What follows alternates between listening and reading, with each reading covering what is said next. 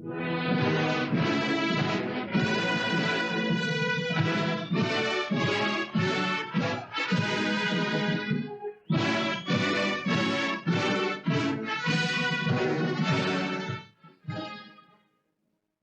have all studied the deadlock of trench warfare in World War I.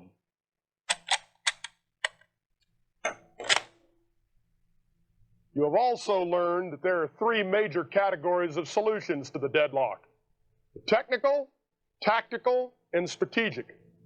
I would like to focus on one problem and then talk about one technical solution to it. The problem at hand is the problem of trench assault. After you have managed to survive your trip across no man's land and you get near an enemy trench, how do you rid that trench of all the antisocial people who are in it? By the time you get to the enemy's trench, he may well outnumber you, and you and he are both armed with bolt-action magazine rifles and the bayonet. Cleaning out a trench with a bayonet, though it can certainly be successful, is a relatively high-risk operation that consumes a great deal of manpower. Many armies experimented with new weapons which might help their soldiers do this job. In order to illustrate this point, we have prepared a target array which will give you some idea of what a soldier jumping into an enemy trench might have had to confront. The target array will consist of 3 stationary silhouette targets to the left, 3 more stationary silhouette targets to the right, and, after those are engaged, a surprise pop-up silhouette target that would roughly approximate an enemy soldier running out of a bunker or communications trench.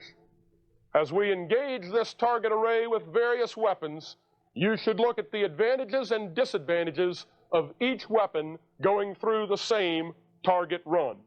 The first weapon will be the bolt-action rifle with the bayonet.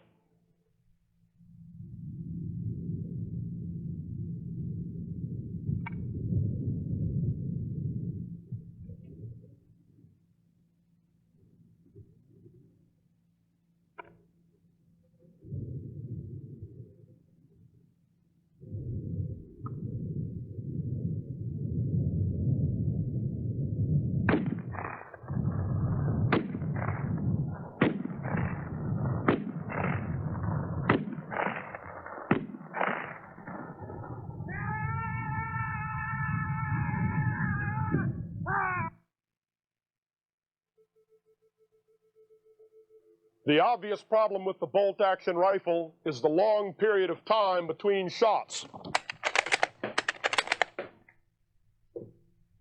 The relatively small magazine capacity when you are dealing with an abundance of targets, and the requirement to go in with the bayonet. One of the American solutions was the riot or trench shotgun. This Model 97 trench shotgun is a good example of many of the weapons that were tried. Though it has a bayonet lug, it normally was not used with the bayonet. It fires a 12-gauge shotgun shell, which is loaded with buckshot. Depending on the size of the buckshot, it may hold anywhere from 9 to 24 pellets per shell. The weapon was a pump action, which means it was cycled by pulling the slide back and then pushing it forward. This motion extracted and ejected the empty cartridge in the chamber, fed a new round up from the magazine, locked it into the chamber, and cocked the weapon. The shooter then only had to pull the trigger. Due to the shortage of spare parts for this 1897 riot gun, a new Model 500 riot gun will be used. The shells each hold 13 number 0 buckshot.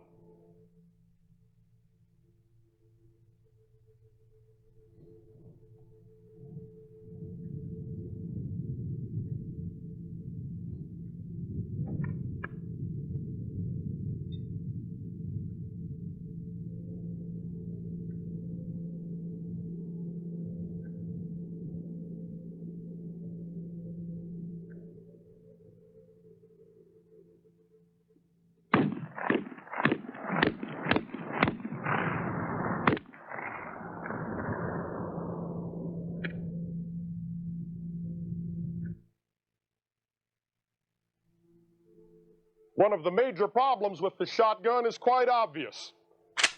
Its tubular magazine holds only 6 rounds, and in order to reload it, the rounds must be individually inserted by the shooter. There is no magazine charging. When out of ammunition, it takes a long time to reload, and the shooter is vulnerable. The weapon appears to be very, very fast. The shooter killed his 6 stationary targets in well under 3 seconds. However, that can normally not be done in the hands of the ill-trained soldier. It took constant, repetitive training in order to achieve that sort of speed with a shotgun. Further, contrary to popular belief, you do not simply point a shotgun at the mass of the enemy and let fly. You select individual targets, aim at them, and kill them. The purpose of the buckshot is to give some margin for error. The pattern need not be perfectly centered on the chest. Secondly, buckshot kills by the sum total of the multiple wounds. The shooter using this shotgun has been using pump-action shotguns for 24 years, to include using them in both competition and combat. The average fellow with a shotgun would probably not acquit himself that well. Lastly, the remaining grave defect of the shotgun was not evident. The shotgun's maximum range with buckshot is only 50 yards. Though this is adequate for cleaning out a trench or for use at night, it leaves the shotgun-armed soldier at a desperate disadvantage when he is caught in the open during daylight. The Germans tackled the technical problem from a completely new angle. They created a new class of weapons with a new set of advantages and disadvantages.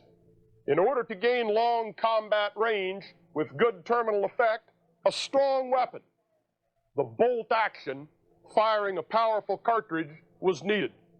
The Germans decided to sacrifice long combat range. They took a pistol cartridge, the 9mm Luger, with vastly decreased range and energy, and chambered this into a shoulder-fired weapon. With the much reduced power of the ammunition, that shoulder-fired weapon could now be made fully automatic, and yet the soldier could still easily withstand the recoil and control the weapon. The result was the MP-18 submachine gun.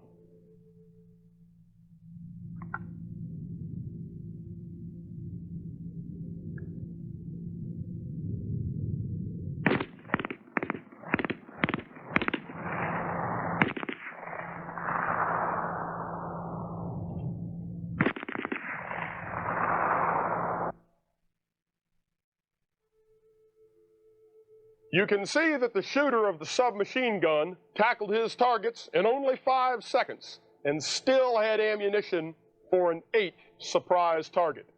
He then easily reloaded his submachine gun with another magazine. You'll also note that the shooter engaged his targets with the proper short burst technique. He aimed at each individual target, gave it a burst, and then moved to the next.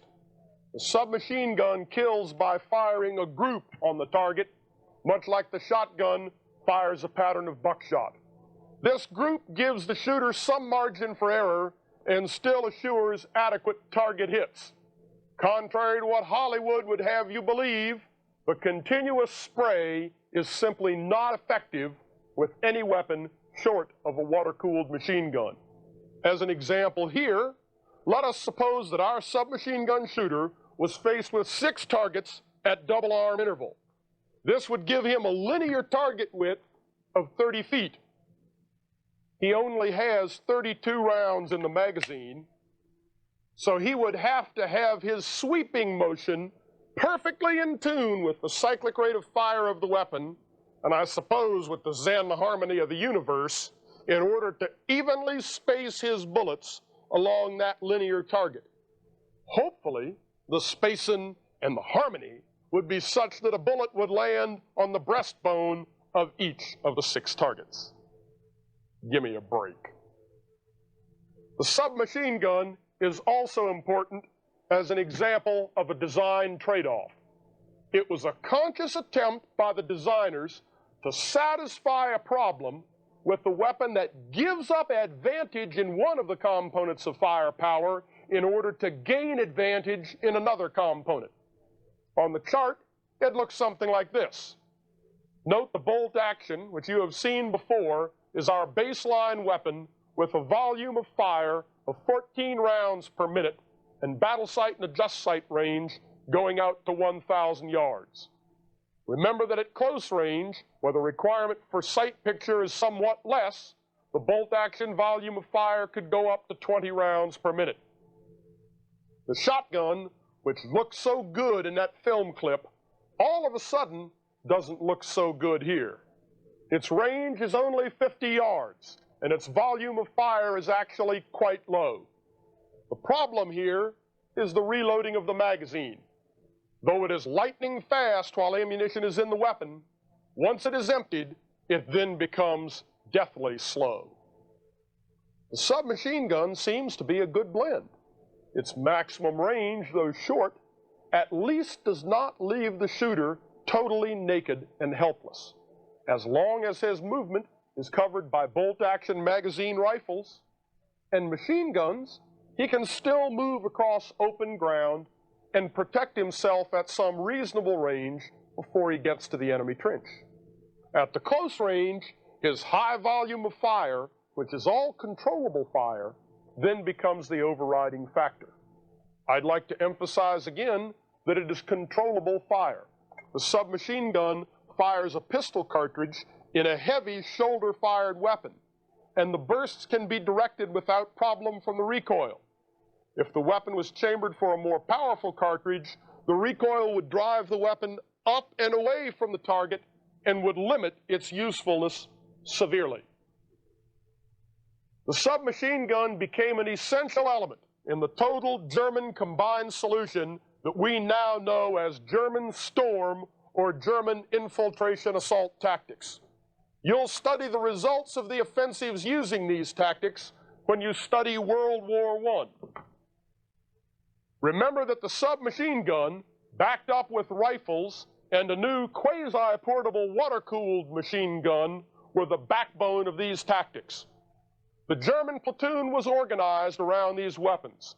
One squad had submachine guns, with each submachine gunner having an ammunition bearer.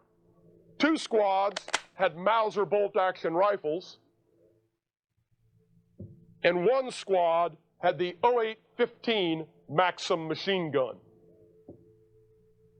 None of these weapons could have survived alone. However, when woven into the proper organization and with a tactical doctrine that intelligently took advantage of each weapon's characteristics, they performed well.